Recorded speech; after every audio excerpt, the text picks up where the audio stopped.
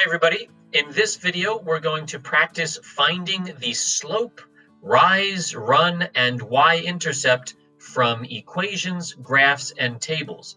Actually, a lot of the information in this video is information that you already know if you've seen all the other videos, plus a little bit that you don't know yet.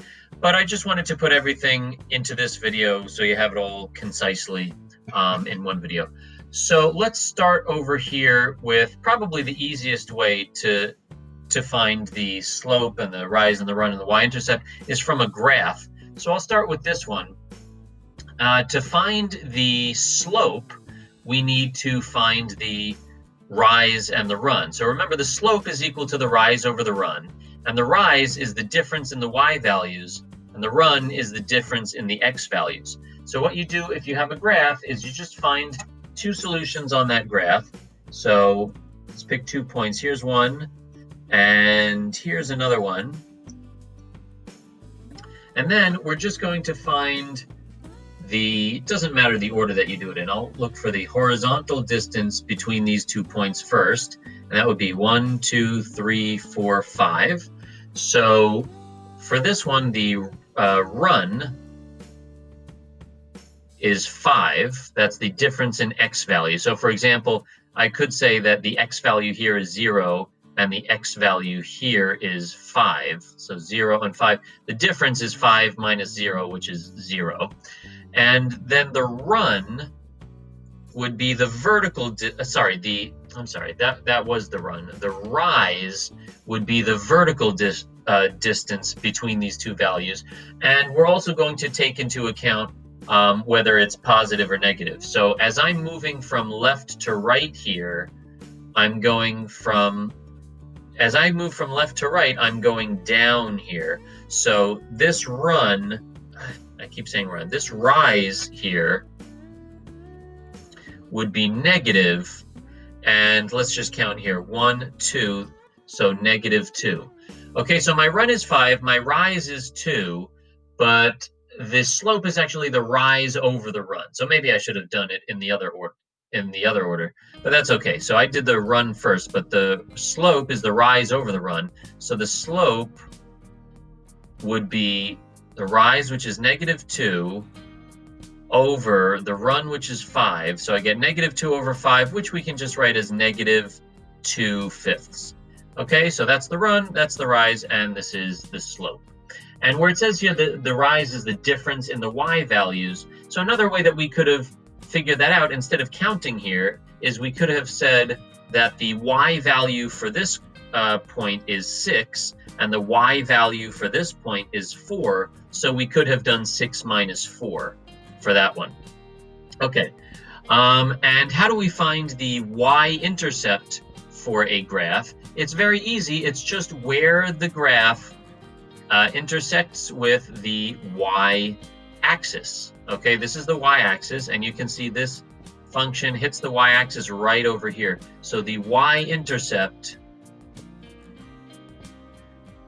is 0, 6. You always have to put 0 first because you need two numbers to specify what point you're looking at. This is not simply 6, it's 0, 6, because on the x-axis we're at 0. Then on the y-axis, we're at 6. So 0, 6. All right? And all of these, by the way, are different representations of the same thing. So these points over here, all of the points on this line are actually solutions to this equation. And these points, these are also solutions to this equation over here. So all of this, I have it in equation form, in table form, and in graph form. They're all different representations of the same thing. The next one that I will do is the equation form. So if I want to find the slope and the rise and the run and the y-intercept from an equation, the best thing for me to do is to first put it in slope-intercept form. So I have to get the y value by itself. So how can I fiddle around with this and get the y by itself? Well, I could multiply both sides by 2, and that would cancel that out. So now I have y plus 2/5 x equals 6. And then the last thing that I could do to get the y by itself is subtract 2/5 x from both sides. So I want to get rid of that, right? So let's subtract 2/5 x. And I can't subtract it from this because this has an x in it, this term does not. So I'll sort of put it on the side here, minus 2/5 x. And then this cancels out, and we have y equals 6 minus 2/5 x. Okay? And you can, and now if from an equation, now that I have this equation in the form y equals mx plus b, now it's very easy to spot the slope and the y-intercept. So remember the slope, the m, is just the number which is next to x. So even though I have this term second, it's not just that the slope comes first and the y-intercept comes second. That's not what it is. It's the number that's next to x is the slope, and the number which does not have an x next to it is the y-intercept, okay? So the number next to x here is this 2/5. Even though this is a minus sign, I can think of it like a negative just when I'm... And the reason that I can do that is because really, if I wanted to, I could rewrite this whole thing as 6 plus negative 2/5 x. So that's why I'm sort of allowed to think of this minus sign as a negative, because I could rewrite it that way if I wanted to. So the slope here, to find the slope from an equation, it's just whatever the number next to x is. So here the number next to x is negative 2/5, so my slope is negative 2/5, which is the same answer that I got by doing the rise over the run over here. So when you have a graph, it's easier to do to find the rise and find the run and then put the rise over the run to get the slope. When you have it in the form of an equation, it's actually easier to get the slope first. It's just that number which is next to x. And then we take this slope and we break it apart into the numerator and the denominator. So from here, I can see that the rise, which is the numerator, we can say is -2, and the run is 5. Now you might be asking, did I have to put the negative next to the 2? Did I have to put that in the rise? Or could we have also said that maybe the rise is +2 and the run is -5? Is it also correct if we write it this way? Actually, it is correct that way also. So what are we saying if we say the rise is -2 and the run is 5? That means that if I start here, then my run, which is the horizontal one, is 5. So I go +5. So I go 5 spaces in the positive direction, which is to the right. And then my rise is -2. So then I would go 2 spaces in the negative direction vertically, which is down. Okay? But if I write it this way, then what I'm saying is, okay, maybe I could start at this point and I could say that my rise is +2. So from this point, I could go 2 spaces in the positive direction vertically, which is up. And then I could say that my run is -5. So I go 5 spaces in the negative direction horizontally, which is to the left. Okay, so the difference between this and this is this, we're starting here and we're going to the right 5 down 2. For this one, we're starting here and we're going up 2 and then to the left 5. But it's not a big difference there. You can write it either way.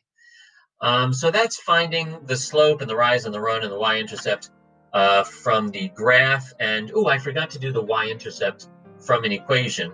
And that's just the number which is not next to x. And in this case, it would be this 6 over here. There's no sign written in front of it, so we can sort of squeeze an invisible plus sign there just to make it explicit that this is a +6. And remember, so the y-intercept, according to this equation, just by looking at what the b is, the number that does not have an x next to it, would be 0, 6. And where did the 0 come from? I saw that the 6 came from here. Where did the 0 come from? Well, because the y-intercept always has a 0 as the first number there, because all along the y-axis, for every point, not just the y-intercept, for every point, the x value is 0, everywhere along the y-axis, right? And in particular, the y-intercept also has an x value of 0. So you don't even have to think about it. Just put a 0 in there, and then this is the y value. Okay, so that's from an equation and a graph, and that was kind of a review of what we said in the other videos. But what if I gave you, or what if you had a table over here? How could you figure out the slope and the rise and the run and the y-intercept from a table? Well, you know what? I'll do the y-intercept first, because that is sometimes the easiest one to do. And also, I'm going to be looking at this table right now. Okay, and you can see that this table is also just a different representation of some of the information that we have over here. So for example, the point 5, 4, where x is 5 and y is 4, that's this point over here, right? X is 5, y is 4. And here is the point -5, 8. So, and -5. And if this graph were a little bit bigger and we extended that arrow there, then you would see that, oops, that's not really the spot, right? Okay, if we extended that a little bit, then that would be 8, here's 7, right? So that's just another point along the graph, on the graph. So let's do the y-intercept first, and the y-intercept could actually be the easiest thing to find with a table sometimes. So remember that the x value for the y-intercept is always 0. So what you want to do if you have a table is just look at the x numbers, or look at the x column, and just see if you have a 0 in there. If you have a 0, then you're going to find the y-intercept immediately. So here we see that when x is 0, y is 6. So that means that the y-intercept, according to this table, and it's the same answer that we got from these other representations, the y-intercept must be 0, 6, which is this point right over here. Okay? Now, if you have a table and you want to find the rise and the run and the slope, how can you do that? Well, you can see here, x is always increasing by 5. From -5 to 0 is actually an increase of 5, and from 0 to 5 is another increase of 5. So that tells me that my run, which is the difference in x values, must be 5. So my run, I'll write it down here, my run is 5. And look at the difference in the y values. From here to here, we're going down by 2. Okay, we're always going down by 2 here. So that tells me that my difference in y values, which is my rise, must be -2. Okay, and then my slope, which is just, if I have the rise and the run, then the slope is just the rise over the run. So I just take my rise, which is -2. I was smart this time, and I did the rise first before I did the run, unlike what I did back here with the graph, where it got a little bit confusing. So we have -2 over 5, which we can just write as -2/5. Okay, so that would be the slope, same answers that we got before. Again, these are all different representations of the same thing. Okay, and then the last thing that I wanted to talk about is over here, these are also solutions to this equation. Okay, and you can find them all along the graph over here. You can see I put the point 5, 4 just like I had over here. That's this point. I also have the point 10, 2. So if we extend this a bit, okay, then somewhere along here, if we just continue that 7, 8, I'm not doing this very well, but if we just extended that, then we could see that there would be 10, 2 would also be along this line, and 10 for x and 2 for y, if you plug it into this equation, would also be a solution to the equation. Both sides would be the same.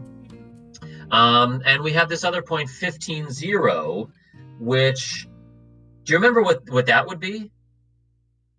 15, 0 would actually be the x-intercept, not the y-intercept. So the y-intercept is what we get when x is 0.